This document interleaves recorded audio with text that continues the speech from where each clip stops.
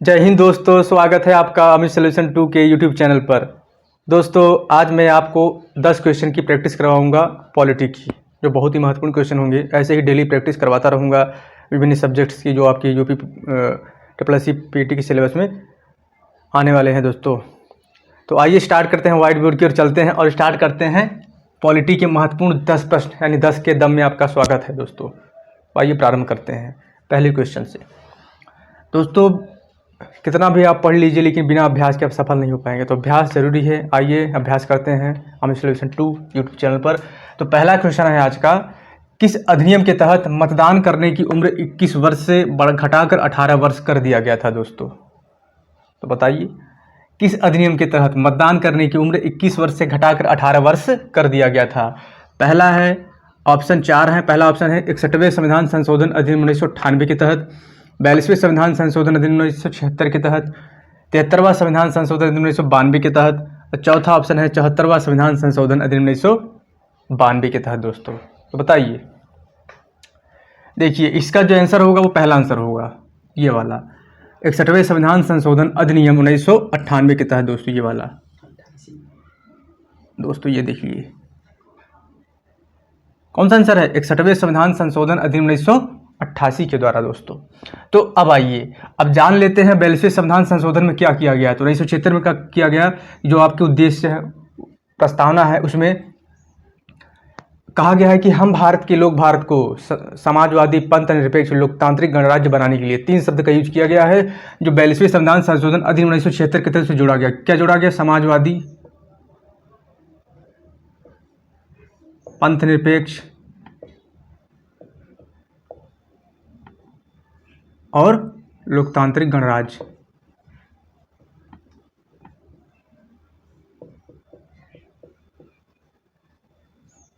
ये 3 शब्द जोड़े गए 42वें संविधान संशोधन अधिनियम 1976 के द्वारा दोस्तों। अब देखिए तीसरे ऑप्शन में है 73वां संविधान संशोधन अधिनियम 1992। इसमें क्या कहा गया है, आइए यह जानते हैं। इसमें कहा गया है दोस्तों, इसमें कहा गया है कि पंचायती व्यवस्था के बारे में बताया गया है कि देश में एक पंचायत राज प्रणाली होनी चाहिए। पंचायती राज प्रणाली की जो समिति बनी थी, बलवंत राय मेहता समिति, कौन सी समिति थी? समिति थी आपकी बलवंत राय मेहता समिति।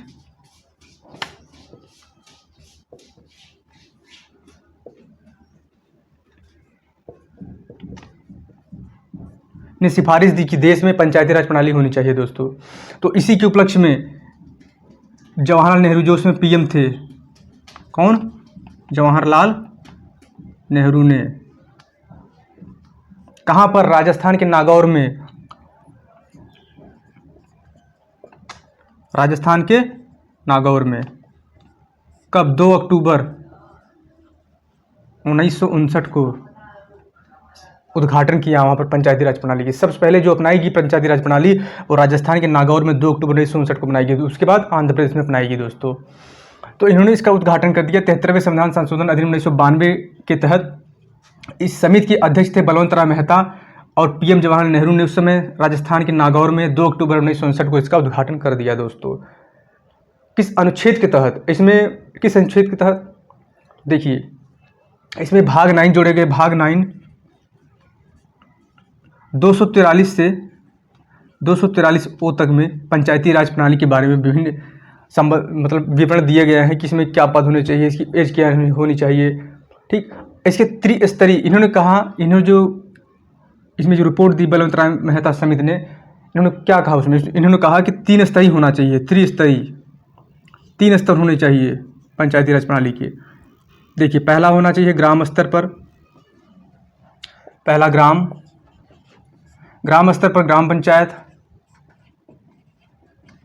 ठीक, दूसरा होता है क्या? ब्लॉक स्तर पर पंचायत समिति।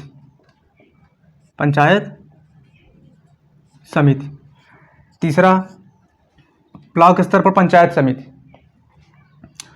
और जिला स्तर पर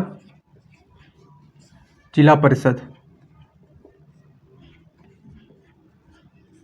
कौन? जिला स्तर पर जिला परिषद दोस्तों, जिला स्तर पर जिला परिषद। तो फिर से रिपीट करता हूँ अब ग्राम स्तर पर ग्राम पंचायत, ब्लॉक स्तर पर पंचायत समिति, जिला स्तर पर जिला परिषद सुझाव दिया बलवंत राय मेहता समिति ने पंचायती राज प्रणाली के संबंध में दोस्तों। तो जिला परिषद का जो चीफ होता है कौन होता है? जिलाधिकारी होता है जिले में। ठीक है, मैं फिर से रिपीट करता हूँ कि 73वें संविधान संशोधन 1992 की जो समिति वो पंचायती राज प्रणाली से संबंधित थी, उसके जो अध्यक्ष बनाए गए बलवंत राय मेहता बनाए गए। ठीक, उस समय पीएम जवाहरलाल नेहरू थे। उन्होंने राजस्थान के नागौर में 2 अक्टूबर 1959 को 2 अक्टूबर 1959 को इसका उद्घाटन किया पंचायती राज प्रणाली का। ठीक, उस भाग 9 इसमें जो जोड़े गए भाग 9 संविधान में, भाग 9 243 से 244 ओ के तहत इसका पूरा वर्णन है। 3 स्तरीय पंचायती समिति की इन्होंने सिफारिश की। ग्राम स्तर पर ग्राम पंचायत, ब्लॉक स्तर पर पंचायत समिति, जिला स्तर पर जिला परिषद। जिला परिषद के जो अध्यक्ष होते हैं जिलाधिकारी महोदय होते हैं दोस्तों। अब आइए देखते हैं इस अधिनियम के बारे में क्या कहा गया है। 74वां संविधान संशोधन 1992। तो 74वें संविधान संशोधन 1992 में नगर निगम के बारे में, देखिए नगर निगम के बारे में बताया गया है। नगर निगम यानी नगर प्रशासन, किसके बारे में बताया गया है दोस्तों? नगरीय शासन प्रणाली के बारे में, या नगर निगम कहें चाहे नगरीय शासन प्रणाली कहें, नगरीय शासन प्रणाली कह सकते हैं। नगर निगम कहें चाहे नगरीय शासन प्रणाली आप कह सकते हैं दोस्तों। तो इस प्रकार से मैंने आपको बताया 74वां संविधान संशोधन 1992 में नगरीय शासन प्रणाली कहें चाहे नगर निगम कहें। अब आइए चलते हैं दूसरे क्वेश्चन की ओर दोस्तों। आइए चलते हैं दूसरे क्वेश्चन की ओर। बहुत ही महत्वपूर्ण क्वेश्चन, आपको 10 के दम बता रहा हूं, पॉलिटी के 10 महत्वपूर्ण क्वेश्चन। तो दूसरा क्वेश्चन है कि भारतीय संसद के प्रमुख 3 अंग कौन नहीं है? इनमें से भारतीय संसद के प्रमुख 3 अंग में से कौन नहीं है? तो पहला है राष्ट्रपति, दूसरा है लोकसभा, तीसरा है राज्यसभा, चौथा है उपराष्ट्रपति। इनमें से आपको बताना है दोस्तों। तो इनमें से भारतीय संसद के प्रमुख 3 अंग कौन नहीं है? तो उपराष्ट्रपति नहीं होता है दोस्तों। उपराष्ट्रपति भारतीय संसद का अंग नहीं होता। भारतीय संसद के सिर्फ 3 अंग होते हैं, राष्ट्रपति, लोकसभा और राज्यसभा। अब राष्ट्रपति होता है अनुच्छेद 52 के तहत, आर्टिकल 52 के तहत राष्ट्रपति, भारत का एक राष्ट्रपति होगा अनुच्छेद 52 के तहत दोस्तों। लोकसभा अनुच्छेद 81 के तहत दोस्तों, आर्टिकल 81 के तहत भारत की एक लोकसभा होगी। और राज्यसभा आर्टिकल 80 के तहत एक राज्यसभा होगी। और आर्टिकल 63 के तहत भारत का उपराष्ट्रपति होगा दोस्तों। तो दोस्तों मैं आपको बता रहा था कि राष्ट्रपति आर्टिकल 52 के तहत, लोकसभा का गठन आर्टिकल 81 के तहत, राज्यसभा का गठन आर्टिकल 80 के तहत और उपराष्ट्रपति का गठन आर्टिकल 63 के तहत दोस्तों। इसका जो आंसर होगा, उपराष्ट्रपति भारतीय संसद का प्रमुख अंग नहीं होता, सिर्फ 3 अंग होते हैं, राष्ट्रपति, लोकसभा और राज्यसभा। अब चलते हैं तीसरे क्वेश्चन की ओर। संघ की कार्यपालिका में कौन शामिल होते हैं? कौन कौन संघ की कार्यपालिका में शामिल होते हैं दोस्तों? और कौन नहीं होता ये बताना है। तो कौन कौन होते हैं दोस्तों? इसमें जो क्वेश्चन होगा, संघ की कार्यपालिका में कौन शामिल है? उपराष्ट्रपति, तीसरा है प्रधानमंत्री, चौथा है लोकसभा अध्यक्ष। तो इसमें जो आंसर आपका होगा वो होगा लोकसभा अध्यक्ष दोस्तों। ये शामिल नहीं होते हैं, बस संघ की कार्यपालिका में लोकसभा अध्यक्ष शामिल नहीं होता है दोस्तों। और संघ की कार्यपालिका का जो वर्णन है दोस्तों, संघ की कार्यपालिका का जो वर्णन है भाग 5 आर्टिकल 52 से 78 में इसका वर्णन है दोस्तों। किसमें है? भाग 5 आर्टिकल 52 से 78 में संघ की कार्यपालिका का वर्णन है। और संघ की कार्यपालिका में राष्ट्रपति, उपराष्ट्रपति, प्रधानमंत्री कौन कौन होते हैं? पहला राष्ट्रपति, प्रधानमंत्री और उपराष्ट्रपति, मंत्रिपरिषद और महान्यायवादी। कौन होता है? राष्ट्रपति, प्रधानमंत्री, उपराष्ट्रपति, मंत्रिपरिषद और महान्यायवादी शामिल होते हैं। लेकिन लोकसभा अध्यक्ष संघ की कार्यपालिका में नहीं होता है दोस्तों। अब मैं आर्टिकल बता देता हूं। आर्टिकल 52 के तहत राष्ट्रपति का गठन होता है, उपराष्ट्रपति का आर्टिकल 63 के तहत गठन होता है, प्रधानमंत्री का आर्टिकल 75 में कहा गया है कि प्रधानमंत्री की नियुक्ति राष्ट्रपति करेगा। सिर्फ इतनी ही बात की गई है, तो इतनी ही बात मैं करूँगा, एक्स्ट्रा मैं नहीं जोड़ सकता हूँ। संविधान में जो लिखा गया है वही होगा दोस्तों, जोड़ने का प्रयास ना करें। तो प्रधानमंत्री के बारे में कहा गया है कि आर्टिकल 75 में कहा गया है कि प्रधानमंत्री की नियुक्ति राष्ट्रपति करेगा। लोकसभा अध्यक्ष के बारे में कहा गया है आर्टिकल 93 में।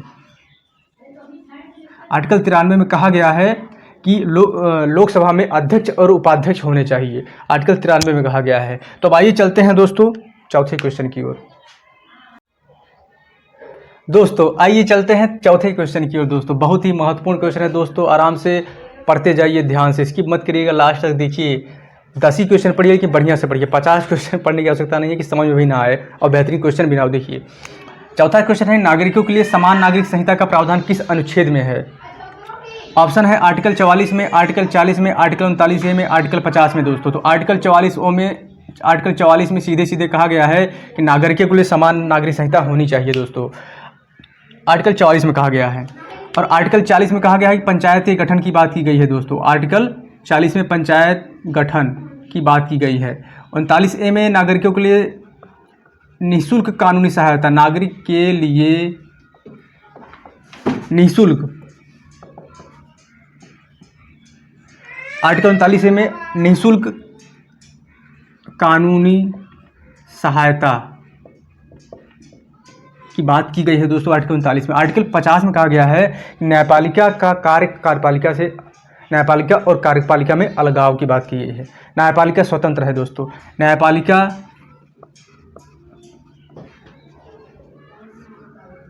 एवं कार्यपालिका में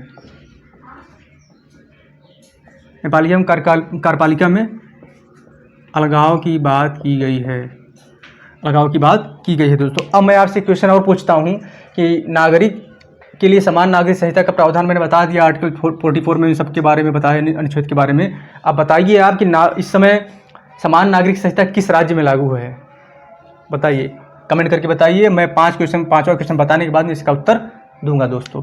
किसने निदेशक एवं मूल अधिकारों को संविधान की आत्मा कहा है?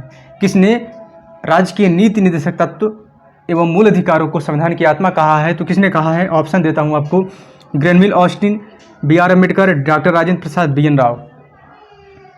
तो कहा है ग्रेनविल ऑस्टिन ने दोस्तों, सीधे सीधे ग्रेनविल ऑस्टिन ने कहा है कि निदेशक मूल अधिकार को संविधान की इन्होंने आत्मा कहा। अब डॉक्टर अम्बेडकर, B.N. राव को संवैधानिक सलाहकार बनाया गया था दोस्तों, संविधान में संवैधानिक सलाहकार इनको बनाया गया था।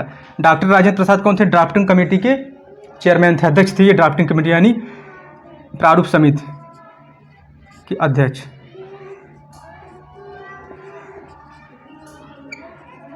बनाया गया था। कब गठित हुआ था? 29 अगस्त 1947 को दोस्तों। कब गठित हुआ था प्रारूप समिति? 29 अगस्त 1947 को। इसके अध्यक्ष ये थे और डॉक्टर अम्बेडकर। ठीक, अब इसमें कितने सदस्य थे? पहले थे डॉक्टर राजेंद्र प्रसाद खुद, डॉक्टर B.R. अम्बेडकर खुद थे, B.R. अम्बेडकर। ठीक, दूसरे थे अल्लाद कृष्णस्वामी अय्यर, अल्लाद कृष्णस्वामी अय्यर। तीसरे थे माधवराव। चौथे थे T.T. कृष्णमाचारी, T.T. कृष्णमाचारी थे। पांचवे कौन थे? पांचवे कौन थे दोस्तों? पांचवे आपके देखिए ले, पांचवे थे सैयद मोहम्मद सादुल्लाह।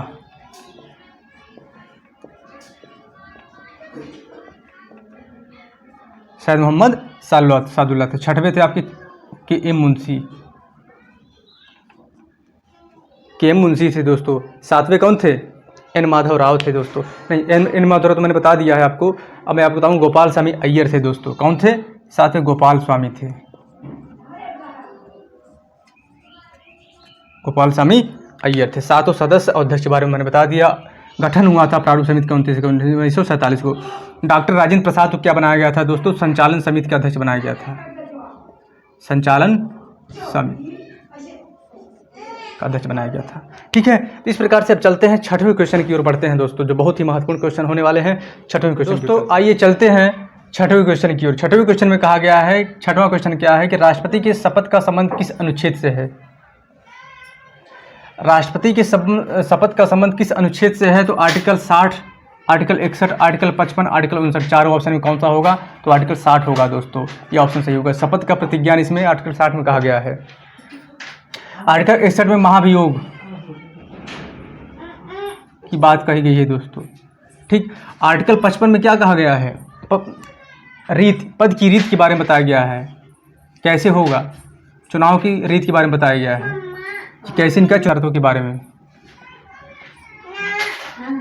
पद की शर्त होगा। आर्टिकल 55 में कहा गया है। आर्टिकल 59 में राष्ट्रपति के पद की शर्त की बात की गई है। आर्टिकल 61 में महाभियोग की बात किया गया है और आर्टिकल 60 में कहा गया है कि राष्ट्रपति के शपथ का प्रतिज्ञान। शपथ आर्टिकल 60 में है दोस्तों। 7वें क्वेश्चन की ओर चलते हैं। तो प्रारंभिक शिक्षा का अधिकार का वर्णन किस अनुच्छेद में है दोस्तों? प्रारंभिक शिक्षा के अधिकार का वर्णन किस अनुच्छेद में है? पहला ऑप्शन है आर्टिकल 21, आर्टिकल 24, आर्टिकल 31, आर्टिकल 14। किस में कहा गया है? तो आर्टिकल 21A में कहा गया है दोस्तों। प्रारंभिक शिक्षा का अधिकार 6 से 14 वर्ष तक के बच्चों को निःशुल्क शिक्षा का अधिकार है दोस्तों। हायर एजुकेशन की बात नहीं की गई है, सिर्फ 6 से 14 वर्ष तक के बच्चों की बात की गई है। और आर्टिकल 24 में कहा गया है कि कल कारखानों में बच्चे काम ना करने पाएँ, उस पर निषेध है। आर्टिकल 31 में दोस्तों भाग 12 और अनुच्छेद आर्टिकल 300 क भाग 12 और अनुच्छेद आर्टिकल 300 क में संपत्ति के अधिकार को अब कानूनी अधिकार बना दिया गया है, जो मूल अधिकार में पहले था। तो आर्टिकल 31 जो है उसी से संबंधित है। संपत्ति के अधिकार से जो कानूनी अधिकार बना दिया गया है उसमें भाग 12 आर्टिकल 300 क के तहत। अनुच्छेद 14 में कहा गया है कि विधि के समक्ष समानता,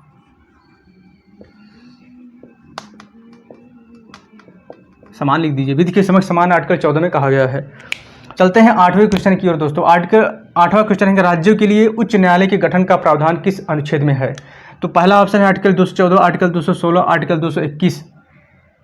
किस में है दोस्तों? आर्टिकल 214 में राज्यों के लिए उच्च न्यायालय के गठन का प्रावधान है। ठीक है, तो 214 में है। 216 में क्या है? उच्च न्यायालय का गठन की बात की गई है, लेकिन राज्यों के लिए उच्च न्यायालय का गठन 214 में कहा गया है दोस्तों। ठीक है, तो इस प्रकार से मैंने आपको बताया 8 क्वेश्चन तक। अभी 10 क्वेश्चन मुझे बताना है दोस्तों। अभी मैंने इससे पहले कहा था कि किस राज्य में नागरिक समान संहिता, कुछ मैंने बताया था आपको। मैंने आपसे कहा था कि समान नागरिक संहिता किस राज्य में लागू है दोस्तों। उसका उत्तर आपको बताने के लिए कहा था कमेंट बॉक्स में। तो उसका जो उत्तर होगा गोवा होगा दोस्तों। जो समान नागरिक संहिता एक राज्य में भी लागू है, कहाँ पर लागू है? गोवा में लागू है। तो आइए, और दोस्तों जो समान नागरिक संहिता, और एक क्वेश्चन और मैंने आपको बताया था उसके बारे में, निदेशक तत्व के बारे में। निदेशक तत्व कहाँ से लिया गया है दोस्तों? तो निदेशक तत्व लिया गया है आपका राज्य के नीति निदेशक तत्व कहाँ से लिया गया है? DPSP, वो आयरलैंड के संविधान से लिया गया है। तो आयरलैंड ने कहाँ से लिया दोस्तों? आयरलैंड भी तो कहीं ना कहीं से लिया होगा। कहाँ से लिया है आयरलैंड ने? तो स्पेन से आयरलैंड ने लिया। आयरलैंड ने स्पेन से लिया, भारत ने आयरलैंड से ले लिया DPSP को। इस प्रकार से आगे बढ़ते हैं। अब 9वें क्वेश्चन की ओर चलते हैं। तो दोस्तों आइए चलते हैं 9वें क्वेश्चन पर। 9वां क्वेश्चन आपका है कि मुख्यमंत्री की नियुक्ति राज्यपाल करेगा, किस अनुच्छेद में ऐसा कहा गया है? ऑप्शन है आर्टिकल 164, आर्टिकल 161, आर्टिकल 163, आर्टिकल 166 में दोस्तों। तो आर्टिकल 164 में ऐसा कहा गया है। आर्टिकल 164 में ऐसा कहा गया है कि मुख्यमंत्री की नियुक्ति राज्यपाल करेगा दोस्तों। 161 में क्या कहा गया है? 161 में कहा गया है कि सूचना प्रदान करने संबंधी, ये सूचना प्रदान करेंगे मुख्यमंत्री राज्यपाल को। इसमें 161 में कहा गया है कि सूचना प्रदान करने संबंधी मुख्यमंत्री का दायित्व,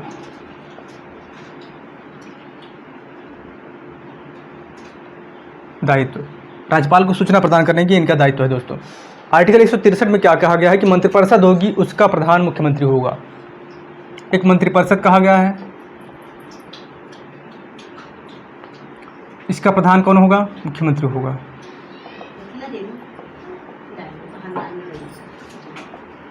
क्या कहा गया है आर्टिकल 163 के तहत कि मंत्रिपरिषद होगी, उसका अध्यक्ष मुख्यमंत्री होगा दोस्तों। और जो मंत्रिपरिषद होती है किसके तहत जिम्मेदार होती है? राज्यपाल के तहत नहीं, मुख्यमंत्री के तहत नहीं, विधानसभा के प्रति। जो मंत्रिपरिषद होती है वो विधानसभा के प्रति जिम्मेदार होती है। ठीक है। आर्टिकल 166 में क्या कहा गया है दोस्तों कि राज्य सरकार द्वारा कार्रवाई का संचालन, राज्य सरकार द्वारा कार्रवाई का संचालन का मतलब है कि जो राज्य सरकार काम करती है राज्यपाल के नाम पर करती है दोस्तों।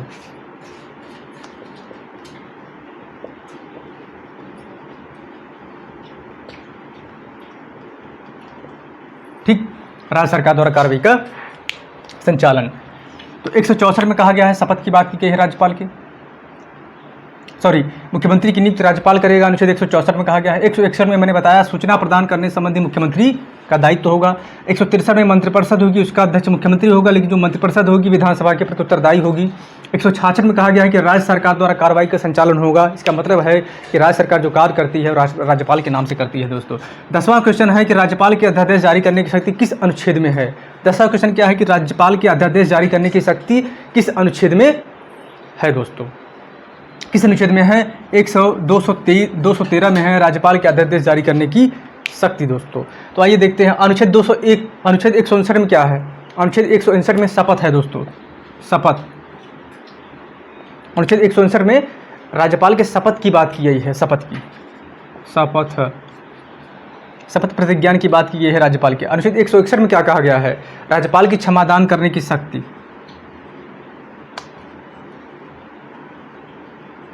राज्यपाल की क्षमादान की शक्ति जो है अनुच्छेद 161 में है, और राष्ट्रपति की क्षमादान की शक्ति अनुच्छेद 72 में है दोस्तों। तो इस प्रकार से राज्यपाल के अध्यादेश जारी करने की शक्ति किस अनुच्छेद में है, तो 213 में है। अनुच्छेद 159 में शपथ की बात की गई है राज्यपाल के, और 161 में क्षमादान की शक्ति बात की गई है। तो इस प्रकार से मैंने आपको 10 क्वेश्चन, बहुत ही महत्वपूर्ण क्वेश्चन 10 के दम के बारे में आपको बताया दोस्तों।